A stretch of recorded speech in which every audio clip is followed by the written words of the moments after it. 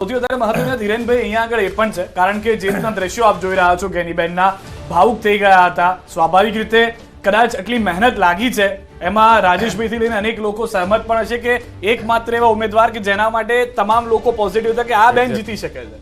એટલે ચોક્કસપણે કે આ લોકશાહીમાં એ જ કહીએ છીએ કે લોકશાહીમાં જ્યારે વાત સ્થાનિક લોકોને નેતૃત્વ આપવાનું, જનપ્રતિનિધિ પીપલ્સ એક્ટ કહેવાય, એટલે કે સ્થાનિક લોકોને પ્રતિનિધિત્વ આપવાનું હોય. પંચાયતથી શરૂઆત કરેલી જર્ની આજે પાર્લામેન્ટ સુધી પહોંચી જાય છે. ત્યારે ભેટી રહ્યા છે એ બળદેવજી ઠાકોર છે, જેમને સ્પષ્ટ ના પાડી કે હું ઇલેક્શન એટલા માટે નહીં લડું કે કારણ કે હું બાકીની સીટો પર કામ કરવા માંગુ છું. આટલું સકારાત્મક રીતે કોંગ્રેસનું વાતાવરણ હોય છે કે અમે લોકો માટે સીટ છોડીએ છીએ. જેમ આદરણીય સોનિયાજીએ પણ કીધું કે હું પીએમ નહીં બનું, એમ અમારે છોડવાની ભાવના હોય છે. અને એ જ વાત અત્યારે જે જીતના દ્રશ્યો જોઈ રહ્યા છીએ એ સ્પષ્ટ દર્શાવે છે કે એમની કરેલી મહેનત, કાર્યકર્તાઓએ કરેલી મહેનત અને કોંગ્રેસના સંગઠને જે પ્રકારે શંકર ચૌધરીની વાત આવી કે અલગ અલગ સહકારી મંડળીમાં એમની પોતાની બેઠકો કરીને કામ કરી રહ્યા છે, ત્યારે કોંગ્રેસે પ્રેસ કોન્ફરન્સ કરી, કોંગ્રેસે ઇલેક્શન કમિશનમાં દબાણ કર્યું અને પછીનો આખો માહોલ બદલાઈ ગયો. એટલે આખું સંગઠન એક જગ્યાએ કામગીરી લાગેલું હતું અને એના પછી જ આપણને રિઝલ્ટ આપણી સામે આવે છે. અને હજુ સ્પષ્ટ કહું છું, ગુજરાતની સુજ્ઞ પ્રજાનો આ જીત છે. જેમને વારંવાર કહેલી જે તક્ષશિલા કાંડ થયો હોય, હરણી કાંડ થયો હોય, આ બધા કાંડ પછી પણ જો એમ લોકો કહેતા હોય કે 5 લાખની લીડ મળશે અને અમે જે છીએ એને ચૂપ થાવ અને બેસી જવાનો સંદેશ આ ગુજરાતી જનતાએ આપ્યો છે. એ સ્પષ્ટ. મેં બંગાળની વાત કરી, બંગાળની જે ધરતી છે એ રિવોલ્ટની ધરતી છે. ત્યાં હંમેશા આ પ્રકારનો રિવોલ્ટની જે વાત કરતી હોય થતા હોય છે. ત્યાં ભાજપની લોકોએ ખોટી નેરેટિવ સેટ કરવાની વાત કરી, હિન્દુ મુસ્લિમ કરવાની વાત કરી, ત્યાં અલગ અલગ પ્રકારે એનઆરસીની વાત કરવામાં આવી, સીએએની વાત કરવામાં આવી. એટલે આ બધું લોકોએ ત્યાં નકાર્યું છે. આ સમગ્ર દેશમાં ખાલી એક વચ્ચેનો પટ્ટો જે કહી શકાય, મધ્યપ્રદેશ છે, છત્તીસગઢ છે, રાજસ્થાન છે, એ હિન્દી બેલ્ટમાં જ એમનું હજુ પ્રભુત્વ થોડું રહ્યું છે. અને ગુજરાતની વાત કરીએ, બાકી બધી જગ્યાએ તમે સાઉથમાં જે કોંગ્રેસ પક્ષ પહેલાથી કહેતી રહી છે કે સાઉથમાં સાફ અને ઉત્તરમાં હાફ, એ જ પ્રકારના રિઝલ્ટ આપણી સામે આવ્યા છે. ઠીક છે દીપા. રાજેશભાઈ, સવાલ એ કે ગેનીબેન એવું જ કહેતા જોવા મળતા હતા કે મામેરું ભરજો, બનાસની બેન છું, અને બીજી તરફ કોંગ્રેસ તરફથી એવા આરોપો પણ મૂકવામાં આવતા હતા કે અમારા ખાતા ફ્રીઝ કરવામાં આવ્યા છે એટલે અમારી પાસે નાણાં નથી, અમે કેવી રીતે ચૂંટણી પ્રચાર કરીશું. એટલે શું એ જાદુ ચાલ્યો છે? એક ઇમોશનલ ટચ મહેસૂસ કરતા હતા મતદારો? એક વાત આમાં એ પણ એડ કરવા જેવી છે, ગેનીબેને ચીમકી પણ આપી હતી અધિકારીઓને કે જો હું આવી ગઈ તો તકલીફ થઈ જશે, અને હવે આવી ગયા છે. જીત્યા પછી પણ એમણે ચીમકી આપી. જીત્યા પછી એમણે એમ કીધું કે મારા મતદારોને ડરાવવાનો કોઈ પ્રયત્ન કરશો તો હજી ગેનીબેન જીવતી છે. આ એમણે જીત્યા પછી પણ કીધું. એટલે લોકોમાં શું થાય કે એને એમ લાગે કે આ મારા માટે લડવા માટે પર્સનલ ટચ. એટલે બીજી વસ્તુ એ છે કે 80-90 ના દાયકામાં આપણે આવી ચૂંટણી લડાતી જોતા, એ ચૂંટણીની યાદ અમને અપાય. અશોક ભટ્ટ મને યાદ છે, ખાડિયાથી વિધાનસભા લડતા હતા અને મજૂર યુનિયનના નેતા હતા જે તે વખતે. તો એ આવી રીતે જોડી લઈને નીકળે અને 5 માણસ હોય ઘરમાં તો એમ કે તમે 5 રૂપિયા આપો, તમે 5, એટલે હું આજથી મારા મતની ગણતરી શરૂ કરું. તો મારા અહીંયા જેટલા કોઈન માંગતા કે 5 કોઈન આપો, મારી પાસે 1,00,000 કોઈન ભેગા થશે તો મને નક્કી છે કે 1,00,000 વોટ મને મળ્યા. આ જે ચૂંટણી લડાતી એમાં પ્રજા કનેક્ટ થતી. તો મેં આ રૂપિયો આપે છે એનો મતલબ કે મેં વિશ્વાસ આપ્યો. અહીંયા એમના જે જગ્યાએ એમણે ખોળો પાથર્યો, મામેરા ભર્યા, એનો મતલબ કે લોકોએ પોતાનો વિશ્વાસ એમને ચૂંટણી પહેલા આપી દીધો. એટલે બહુ સરસ રીતે. બીજું છે જે મહિલા સશક્તિકરણ શું કહેવાય, આ કહેવાય જે રાજકારણથી સુખ છે. આપણા જ ઘરના કોઈને એમ કે સ્ત્રીને ચૂંટણી લડાવવાની આપણે કેવી આમાં નથી નાખવી મારે, પણ આ ગેનીબેન જેવા લોકો એક મહિલાઓની અંદર એક આત્મવિશ્વાસ ઉભો કરે કે ભાઈ રાજનીતિ જે છે એ તમે સ્વચ્છ રહીને લડો છો અને સિસ્ટમ સામે લડો, પક્ષ સામે લડો, તમે સાચા હો તો જનતા તમારી સાથે રહે છે. બીજી કોંગ્રેસ માટે શીખે છે જે કાયમ માટે કહે છે ને કે ભાજપનો સંસાધન, ભાજપના પૈસા, ભાજપનું ઇલેક્શન કમિશન, ભાજપનું ઈડી, સીબીઆઈ આના કારણે મારી છે. આ બધા જ બહાના છે જે ગેનીબેને મારીએ ચડાવી. એટલે કોંગ્રેસ માટે પણ આ મેસેજ છે કે ભાઈ તમે બહાના કર્યા વગર તમારી પાસે કશું જ ના હોય, તમારી પાસે માત્ર એક જુસ્સો હોય ચૂંટણી લડવાનો. પરિણામ જે પણ આપણે કાયમ એવું કહેતા હતા કે ગેનીબેન હારે કે જીતે, ગેનીબેન જે રીતે ચૂંટણી લડ્યા છે એ રીતે જીતી ગયા. અને એટલા જ માટે આખા ગુજરાતની નહીં, હવે તો દેશની અંદર પણ, કારણ કે આ તો ગુજરાત છે એ તો ગૃહ રાજ્ય છે મોદી શાહનું, એમાંથી એક સીટ જાય એટલે નેરેટિવ આખા દેશમાં ચર્ચાનું કેન્દ્ર. અને આજે એ ચર્ચા ચાલી ને. બીજો જો એક સરસ મેસેજ ઇન્દોરથી મળ્યો. ઇન્દોરમાં જે રીતે કર્યું, હા, નોટામાં 2,18,000 વોટ. એટલે લોકો એવું કીધું કે જેને હરાવા જીતાડવા છે અમે જીતાડતો અમારો અધિકાર તમે કેવી રીતે છીનવી લઈ શકો. એટલે આ પણ નાના નાના મેસેજ છે, પણ પોલિટિકલ પાર્ટીઓ જો સમજે તો લોકતંત્રની ખૂબસૂરતી શું હોઈ શકે આપણે 2004માં જોયું છે, 2014માં જોયું છે, અને આજે 2024માં જોઈએ. અને એટલે કાયમ કહીએ ને કે લોકો તો યાર હવે નથી બોલતા, લોકો તો આ સમસ્યાઓ પર ગમે તે મોરબીનો પુલ પડી જાય તો લોકો વોટ આપે છે. એ નથી, લોકોને જ્યારે જવાબ આપવો હોય છે એટલે કાલથી એક નવું નેરેટિવ આવી ગયું, કાલથી એક નવું આજથી જ નવું નેરેટિવ આવી ગયું છે હવે. બિલકુલ. અને આપણે કોંગ્રેસની બહુ ટીકાઓ કરી, અત્યાર સુધી કોંગ્રેસને સંભળાયું છે, પણ જરૂરી હતું ને. હા. અને બીજું જે ઈવીએમ ની આપણે વાત કરી ને, ઈવીએમ ની એક સરસ વાત કહું. ઈવીએમ ની જે વાત કરી, દાખલા તરીકે આપણે વિશ્લેષણ કરીએ, તમે પત્રકારિતા કરો છો, વારંવાર કોઈ સામે બેઠેલો માણસ એમ કે તમે તો ભાજપના પ્રવક્તા છો અને તમે કહો કોંગ્રેસના, ક્યાંક ને ક્યાંક આપણું કોન્શિયસ બાઇટ થાય, આપણી આક્રમકતા છે ને અમુક મુદ્દા ઉપર નીચી થાય. ઈવીએમ ઉપર વારંવાર સુપ્રીમ કોર્ટ સુધી ગયા, ઇલેક્શન કમિશન ઉપર સવાલ ઉઠાય, એના કારણે શું થાય, ઇલેક્શન કમિશન એક દબાવ અનુભવે. અને જે જગ્યાએ આખા દેશની અંદર થતું નથી હોતું, પણ જે જગ્યાએ કોઈક એવા કમ્પ્લીટ લોટો હોય, જેમ આપણે ધોળકામાં કર્યું હતું કલેક્ટરે, એવું જે લોકો કરતા હોય એના ઉપર એક પ્રેશર આવી જાય. અને દ્રશ્યો બધું કહી રહ્યા છે. હાલમાં જે દ્રશ્યો છે ગેનીબેનના, ભાવુકતાના દ્રશ્યો, જીતના દ્રશ્યો, 25 વર્સિસ 1ના દ્રશ્યો, કોંગ્રેસની જીતના દ્રશ્યો.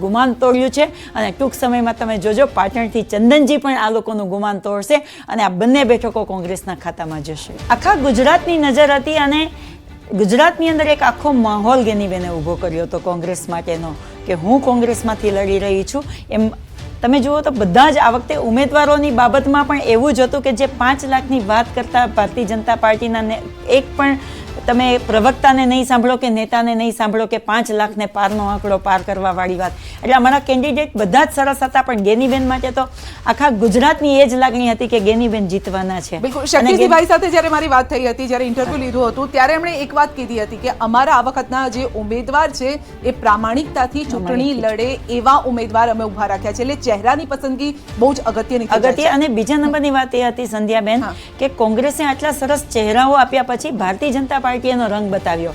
અમારા અકાઉન્ટને ફ્રીઝ કરી દેવાના, અમારી પાસે ફંડ ના પહોંચે એના માટેની તમામ કવાયતો કરવાની, અમારા જે ઘણા બધા પોલિંગ બૂથ એવા હતા કે જ્યાં કોંગ્રેસ તરફી વોટિંગ થવાનું ત્યાં ધીમું મતદાન થાય, એવી ઘણી બધી કવાયતો કર્યા પછી પણ જે આ લીડ મળી છે ને એ સૌથી મોટી વાત છે સંધ્યાબેન. અને આ એ લીડ છે જે ભારતીય જનતા પાર્ટી નરેન્દ્ર મોદી અને અમિત શાહના ગાલ ઉપર એક ખેંચીને માર્યો હોય ને તમાચો. બનાસકાંઠાની જો વાત કરીએ તો આખા પ્રચાર દરમિયાન આપણે જોયું છે કે આ જે હરીફાઈ હતી ગેનીબેન અને રેખાબેન કરતા ગેનીબેન અને શંકર ચૌધરીની વધારે દેખાતી હતી. તો શું આ જવાબ ત્યાં પણ મળ્યો છે? અચ્છા, કિશોર તુમર આપણી સાથે ફોન લાઈન પર જોડાઈ ગયા છે. બિલકુલ બિલકુલ. કિશોર, ત્યાંથી અપડેટ. તો બનાસકાંઠાથી જનતાને ગેનીબેનનું જે મામેરું મળ્યું છે અને કહી શકાય કે ગેનીબેને કીધું હતું કે મામેરું ભરજો. કિશોર, બનાસકાંઠામાં તમામ લોકોએ ગેનીબેનનું મામેરું ભર્યું છે તેવું કહી શકાય. ત્યારે કેવા દ્રશ્યો, કેવો માહોલ છે? કારણ કે જે બનાસકાંઠાની જનતા પાસે ગેનીબેન ઠાકોરે જે મામેરું માંગ્યું હતું તે મામેરું અત્યારે ગેનીબેન ઠાકોરનું ભરાયું છે અને એક અલગ જ પ્રકારનો જે ઉત્સાહ છે તે આ મતગણતરી સેન્ટર પર જોવા મળી રહ્યો છે. ગેનીબેનના સમર્થકો છે તે અત્યારે ગેલમાં આવી ગયા છે અને ગેનીબેનના સમર્થકોમાં ઉત્સાહનો માહોલ જોવા મળી રહ્યો છે. વહેલી સવારથી જ્યારે રેખાબેન આગળ ચાલી રહ્યા હતા ત્યારે ગેનીબેનના સમર્થકોમાં સોપો પડી ગયો હતો, પણ તે પછી જ્યારે ગેનીબેન આગળ થયા ત્યારથી જે ગેનીબેનના જે સમર્થકો છે તે સમર્થકો અત્યારે મતગણતરી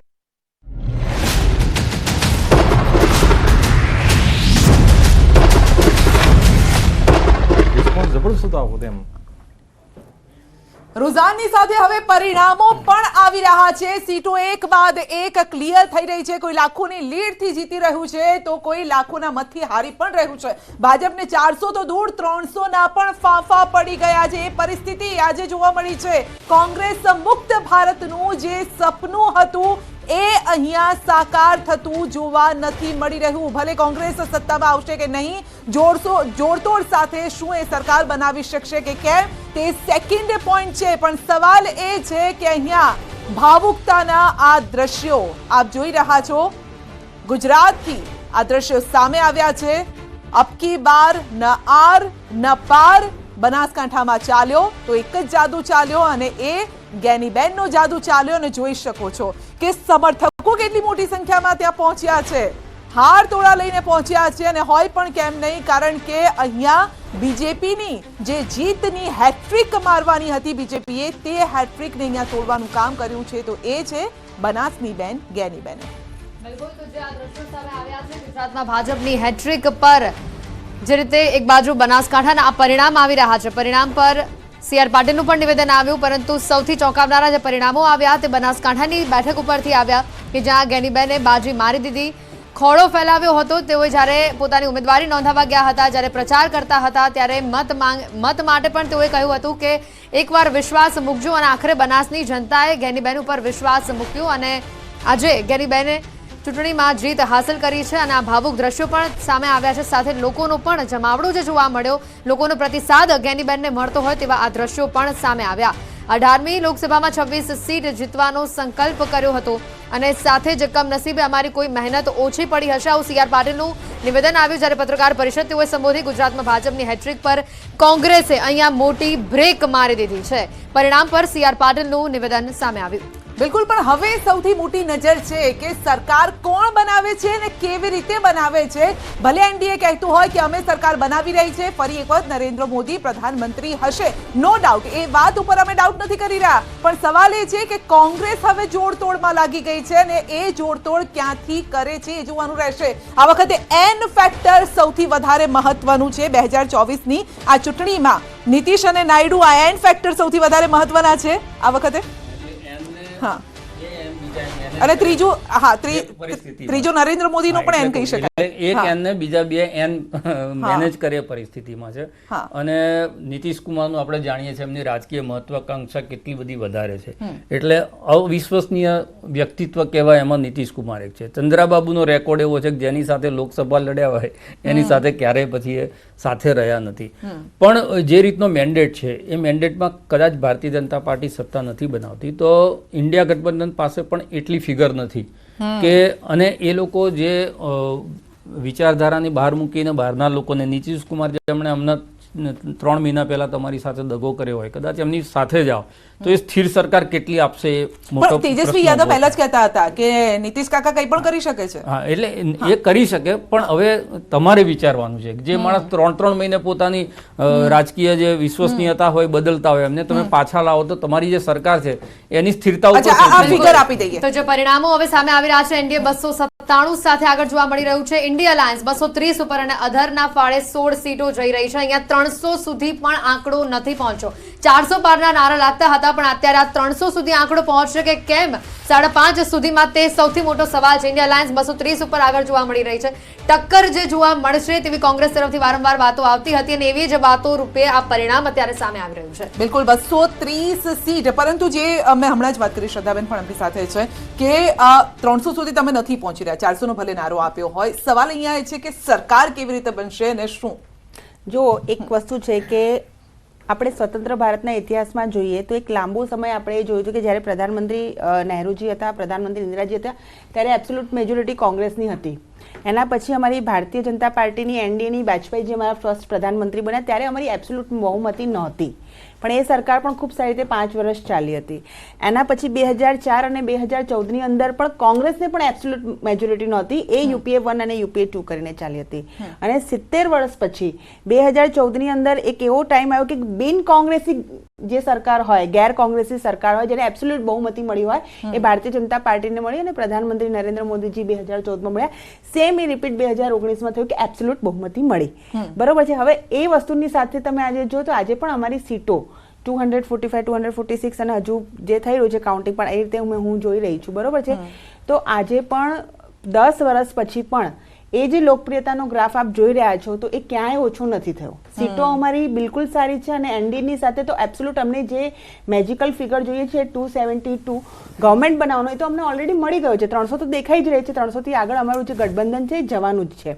એટલે પણ સંધ્યાબેન હું કહું છું ચર્ચા થઈ રહી છે, બધા જ કરી રહ્યા છે અને કરવી જ જોઈએ, કારણ કે અમે અમારો બેન્ચમાર્ક બહુ હાઈ સેટ કર્યો હતો અને અમારો બેન્ચમાર્ક ઓલરેડી 2014 અને 19માં હાઈ ગયો હતો, એનાથી આગળ એક હાઈ બેન્ચમાર્ક સેટ થયો હતો. તો અમારી જે કોમ્પિટિશન છે ને એ બીજેપી અને એનડીએ ની કોમ્પિટિશન ખુદ અમારી સાથે હતી. બીજાની સાથે competition નથી, પોતાની સાથે જ હતી. એટલા માટે આ ચર્ચાઓ થઈ રહી છે. હા. ચર્ચાઓ એ થઈ રહી કે ભાઈ સીટ કેમ ઘટી. એબ્સોલ્યુટલી કોઈ એવું નથી કહેતું કે સરકાર તો બીજેપી એનડીએ ના પ્રધાનમંત્રી નરેન્દ્ર મોદી જ બનવાના છે. નહીં, ઠીક છે, ઠીક ચર્ચા છે, એ જ છે પણ કે મારે એ વર્ષ પણ યાદ અપાવું છે. આપ જ્યારે એ કોમ્પિટિશનની વાત કરો છો ત્યારે 1952 નું એ વર્ષ અને 1984 નું એ વર્ષ જ્યારે કોંગ્રેસના પાડે આ બેઠક ગઈ હતી. 400 બેઠકનું જે લક્ષ્યાંક છે ઓલરેડી એ પાર કરી ચૂકી છે, ટચ છે. એટલે હજી એ રેકોર્ડ તો તમારા નામે જ રહેવાનો છે. એટલે રેકોર્ડ કરવા છતાં બી અમે પણ એ વખતે પણ અમે ક્યાંય ચપટી વગર નતા કહેતા કે 400 પાર આવશે. જનતાએ અમને આપ્યા છે ને એ રેકોર્ડ હજુ પણ લોકોના છે. અહીંયા પણ જ્યારે અમારો રેકોર્ડ હતો ત્યારે અમે એવું નહોતું કીધું, અમારો કોઈ અહંકાર પણ નહોતો. પણ જ્યારે આપણે એવું કહેતા હોય કે 182 માંથી 182 આવશે અહીંયા મારી અને અમે બધામાં જીતવાના છીએ અને પછી તમારે 150 આવે તમે રેકોર્ડ તોડ્યો. એટલે અહંકારની વાત જ્યારે પણ કોઈ કરતું હોય ત્યારે ઘરે બેસવાનું કામ એ જનતા કરતી હોય છે ને એવું અત્યારે સ્પષ્ટ દેખાયું છે.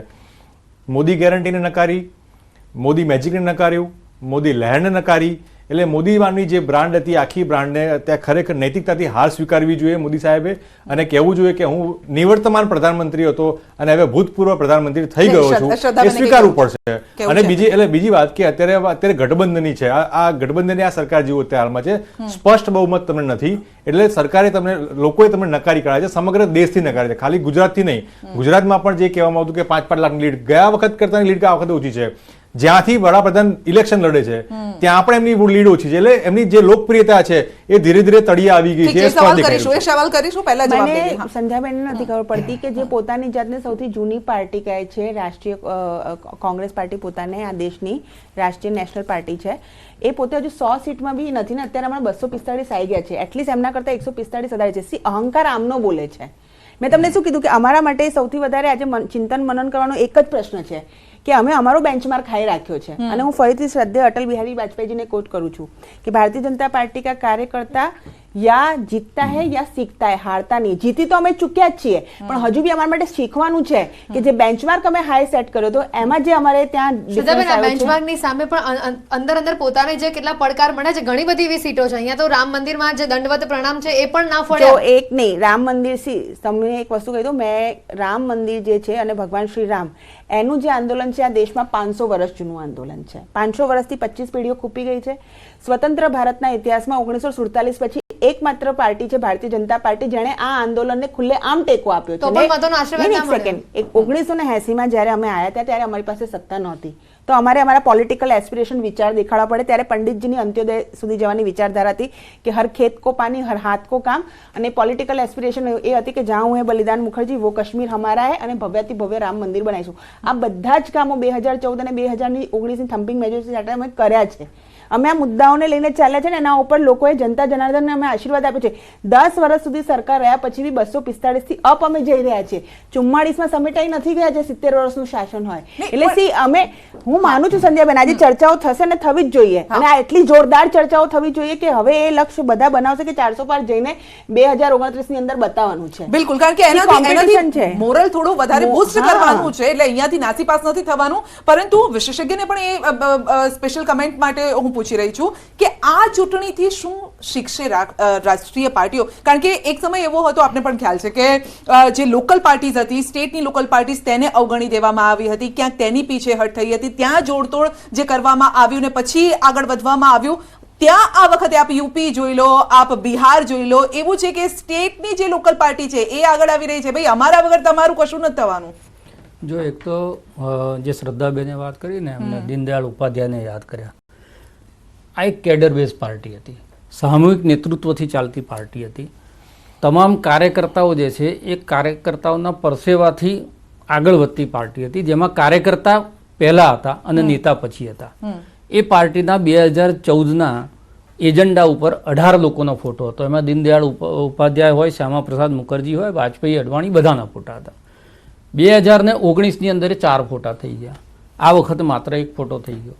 તો જે કેડર બેઝ પાર્ટી હતી એ પાર્ટી વ્યક્તિ બેઝ પાર્ટી થઈ ગઈ અને એ પાર્ટીએ વોટ પણ વ્યક્તિના નામે માગ્યા, ઉમેદવારના નામે માગવાના બદલે. એના કારણે જે કાર્યકર્તા હતો એ કાર્યકર્તાને એમ થયું કે ભાઈ આની અંદર મારું મહત્વ કેટલું. જો મારે મોદી સાહેબના નામે જ જીતવાનું હોય કે મોદી સાહેબના નામે જ જે છે એ રાજનીતિ કરવાની હોય તો એની અંદર મારા પોતાનો જે જનસમર્થન છે કે મારું પોતાનું જે કામ છે એ ક્યારે બોલશે? એક તો એ વાત આની અંદરથી એ પ્રસ્થાપિત થાય. બીજી વસ્તુ એ છે કે એકના એક મુદ્દાઓ ચાલતા નથી. જે તમે હિન્દુત્વની વાત કરો, બધાને જ ખબર છે કે ભારતીય જનતા પાર્ટી એટલે હિન્દુત્વની આઈડિયોલોજી વાળી પાર્ટી. હવે એને વારંવાર એની માળા ના જપવાની. આખી ચૂંટણીમાં આપણે જોઈએ તો માત્ર ને માત્ર જે છે મુદ્દાઓની ચર્ચાના બદલે તમારી કોઈક ભેંસ લઈ જશે, કોઈક તમારું મંગળસૂત્ર લઈ જશે, તમારું આરક્ષણ ખેંચીને મુસલમાનોને આપી દેશે. આ બધા એટલે એમાં જનતાને એમ લાગ્યું કે આમાં મારી વાતો ક્યાં થઈ રહી છે. એટલે એક ત્યાં એની ઇફેક્ટ આવી.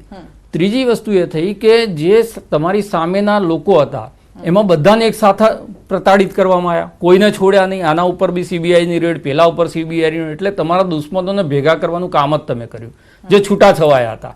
અને એ જ તમારી તાકાત હતી. એના બદલે તમે એ લોકોને બધાને એકત્રિત થવાનો મોકો આપ્યો અને એ બધા ભેગા થયા. હવે તમે જો ઉત્તર પ્રદેશની અંદર યોગીની બ્રાન્ડ અને મોદીની બ્રાન્ડ, બે બ્રાન્ડ, હિન્દુત્વ, રામ મંદિર ત્યાં જ પ્રસ્થાપિત થયું. અયોધ્યાની અંદર બહુ સમય સુધી ભારતીય, અત્યારે પરિણામ શું આવી ખબર નથી, પણ ભારતીય જનતા, હા, તો ભારતીય જનતા પાર્ટી ત્યાં હારે. નરેન્દ્ર મોદી જેના નામ ઉપર ને જેની ગેરંટી ઉપર પાર્ટી લડી, એ 1.5 લાખથી વધારે બહાર નથી નીકળી. એની પોતાની લીડ 3 લાખ ઘટે છે. તો આ એક બહુ મોટો સંકેત છે કે જ્યારે રાજનીતિની અંદર તમે સામૂહિક નેતૃત્વને ખતમ કરો, તમારી પાર્ટીમાં પણ અને સમાજમાં પણ, અને એક વ્યક્તિના નામે એટલે પ્રમુખશાહી પદ્ધતિ લોકશાહીમાં દાખલ કરો અને પ્રેસિડેન્શિયલ રૂલની જેમ તમે ચૂંટણી લડો. હિન્દુત્વનો મુદ્દો એવું છે કે ભાઈ પૂજા તો અમે કરીશું પણ પેટ તો પહેલા ભરો તમે, Exactly. તો પછી આગળ કંઈક થાય. પેટ એટલે પૂજા વગર ભૂખ્યા પેટે પૂજા, હા, એના કરતા શું બિલકુલ થાય, આપણે સાચી વાત કરી. કેન્ડિડેટ બેઝી. અરે જ્ઞાનીબેન કેમ જીત્યા? ત્યાં કોંગ્રેસ જીતી, એના કરતા ઉમેદવાર વન જીત્યા. Main army. તો તમે કેન્ડિડેટ બેઝ ઇલેક્શન કરો તો એક કાર્યકર્તાને એમ લાગે કે મારામાં કંઈક જોઈને અમને ટિકિટ આપી. તમે રાતોરાત કોકને ફેબ્રિકેટેડ નેતા બનાવી દેવા માટે અમે આને ટિકિટ આપીશું પણ મોદી સિંહ નામે તો એ જીતી જ જવાના છે. તો એનો મતલબ એ થાય કે જે સ્કિલ વાળા કાર્યકર્તા હોય, જેણે બહુ જ મહેનત કરી છે, કાંતિભાઈ ખરાડીએ કંઈ કહ્યું છે, સાંભળીએ પહેલા એમને. કાંતિભાઈ, આખરે કોંગ્રેસે ખાતું ખોલ્યું છે, ગેનીબેન જીત્યા છે. 5 એવા કયા મુદ્દા રહ્યા જેના લીધે ગેનીબેન જીત્યા? આખા ગુજરાતની અંદર અમને એક સીટ અમે જીત્યા છીએ, પણ અમને એમ લાગે છે કે ગુજરાતમાં અમે જીત્યા છે. અને એ વિજય બનાસકાંઠા જિલ્લાના ગરીબમાં ગરીબ, નાનામાં નાનો, ગામડામાં સેવાડામાં રહેતો જે મતદાતા છે એમનો વિજય છે. અને આ બનાસકાંઠા જિલ્લાની અંદર મહિલા ઉમેદવાર તરીકે, સંસદ સભ્ય તરીકે ગેનીબેન ચૂંટાઈને આવ્યા છે. જે દિવસે એમની ટિકિટ જાહેર થઈ ત્યારથી ગેનીબેનનું મામેરું ભરવાની ચર્ચાઓ થતી હતી. બનાસકાંઠા જિલ્લાએ હસી ખુશીથી, પૂરા હિંમતથી મામેરું ભર્યું છે.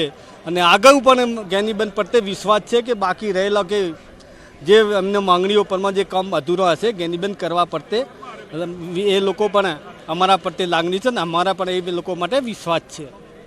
ગેનીબેન એવું કહ્યું હતું તેઓ રેખાબેન સામે ચૂંટણી નથી લડી રહ્યા, પરંતુ બનાસ ડેરી અને બનાસ બેંક સામે ચૂંટણી લડી રહ્યા છે. આજે એમનો આ વિજય થયો છે. આ વિજયને આપ કઈ રીતના ગણો છો? ગેનીબેન એકલા નહોતો કહેતો, બનાસકાંઠા જિલ્લો વધુ કહેતો હતો. એક બાજુ બનાસ ડેરી હતી, એક બાજુ બનાસ બેંક હતી. એના સામે બનાસકાંઠાનો જંગ, સેવાડા બેઠેલી જે મતદાતાઓ છે એ બધા જ બનાસકાંઠા વાસીઓ ચૂંટણી લડતા હતા. કેમ કે એક બાજુ બનાસ બેંક ને બનાસ ડેરી હતી, એમના સામે આખો જ બનાસકાંઠા જિલ્લો હતો. અને છેવટે હસી ખુશીથી બનાસકાંઠા જિલ્લાનો આજે વિજય થયો છે. આપણી સાથે કાંતિભાઈ ખરાડી, તેમનું કહેવું છે કે હસી ખુશીથી બનાસકાંઠાનો વિજય થયો છે. આ ગેનીબેનની જીત નહીં પરંતુ બનાસકાંઠાની જીત તેઓ ગણાવી રહ્યા છે. કિશોર તુવર, ન્યૂઝ 18 ગુજરાતી, બનાસકાંઠા. જીતની ખુશી આખા પાટણ વિસ્તારમાં છે, કાર્યકર્તાઓમાં છે. અને ભારતીય જનતા પાર્ટીના સંગઠને ખૂબ મહેનત કરી અને પાટણમાં ભારતીય જનતા પાર્ટીના ઉમેદવારને વિજય અપાવીશ. મોદી સાહેબે એવા સમયે મને છોટી બહેન કહી હતી કે જ્યારે મેં મારો ભાઈ 20 દિવસ પહેલાં ગુમાવ્યો હતો, અને એવા સમયે જ્યારે મોદી સાહેબે મને છોટી બહેન કીધું ત્યારે એમનું જે પીઠબળ મને લાગ્યું, એમણે જે ભાઈ તરીકેની ભૂમિકા ભજવી હતી, એના કારણે જનતાએ ભરોસો મૂકીને મને વિજય બનાવી છે. પંચમહાલના તમામ કાર્યકરોની જીત છે, જે ધૂમધમકા તડકામાં પણ જે મતદાન કર્યું છે. મને નરેન્દ્રભાઈ મોદી સાહેબ જ્યારે ત્રીજી વાર વડાપ્રધાન બનવાના છે ત્યારે સૌથી વધુ મતદાન કરી પંચમહાલની જનતાએ જે નક્કી કર્યું છે, નિશ્ચિત કર્યું છે, તમે જે જોયું છે આ જે લીડ છે એ તમામ કાર્યકર્તાઓની મહેનતનું ફળ છે. બિલકુલ, તો આગળ વધીએ. શ્રદ્ધાજી, મારો સવાલ આપને છે. 2014માં જે નામ પર ઇલેક્શન થયું, 2019